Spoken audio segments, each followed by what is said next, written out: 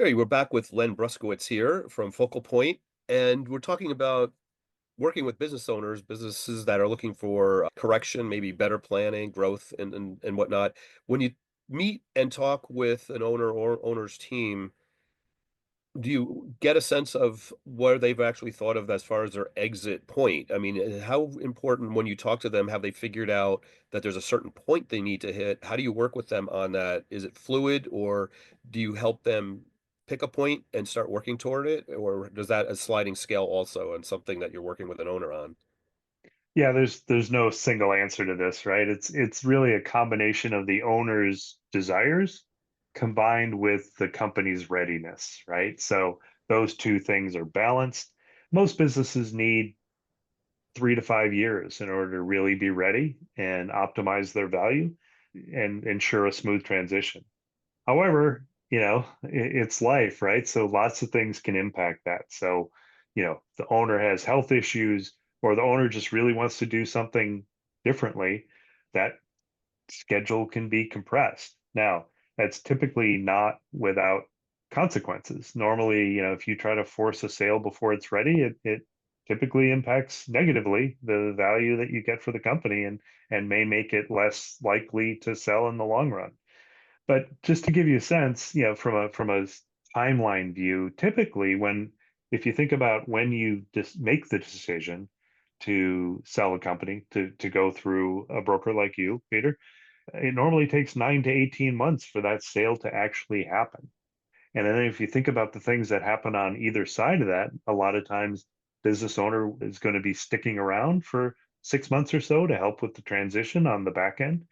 And where I'm focused is really on the time before that, which is the getting ready.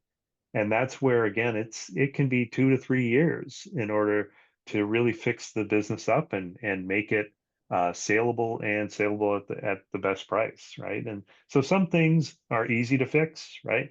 Others are not. So if you have an owner that does everything themselves, they're not going to let go of those things immediately, right? If you have some accounting issues, those take time to work themselves out. So love your take on how your timeline is impacted by what happens before a business owner comes to you.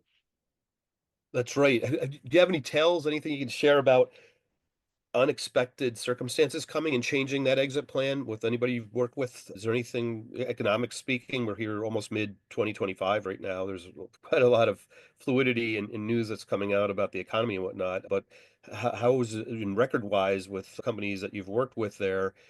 Has it been pretty smooth sailing to the exit, or do you find that there's interruptions in the plan? There are always interruptions. The one I can think of is I was working with a retail client, had a very successful, long-standing retail business, and a massive international competitor built a mega store about a mile and a half away from their location. So that was not planned, right? So that threw a bit of a spanner in the works. But what the client was able to do is differentiate themselves from, the big box store kind of idea and say, look, this is the client we're going for. We're not really targeting that client that goes there. We are going to focus on what we're really good at. So that was something that definitely impacted the thinking and got them really focused about what they needed to do in the near term to, keep their business growing.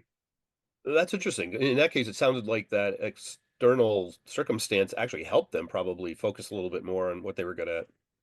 It definitely did, right? I mean, they were kind of, at the time kind of trying to be everything to everyone. And I think what they realized is that wasn't working. And so when they're able to focus and say, this is who we're really serving, you know, their product line narrowed, their focus narrowed, and they were able to, serve their ideal client better. It did turn out that, it did turn into like a service model, increasing almost the private or more personal, heavier attention on the experience. We talk about the customer experience. So they might have had a more personalized customer experience, which, that alludes to almost, you can get into the luxury market that way. People that have the money that just said, make this happen or make a problem go away, right? Exactly. And so again, it was, what could have been a pretty traumatic event turned into a well, ended up being a really good one for them because Uh, they kind of found their way again. well, there you go. Sometimes it turned into a positive commentary here about, things that happen outside of a company that you have to account for that going along. Great for those accounts there. Very interesting to hear about how some of the owners had to change their probably value proposition a little bit. Thanks a lot, Len. That was good. Awesome.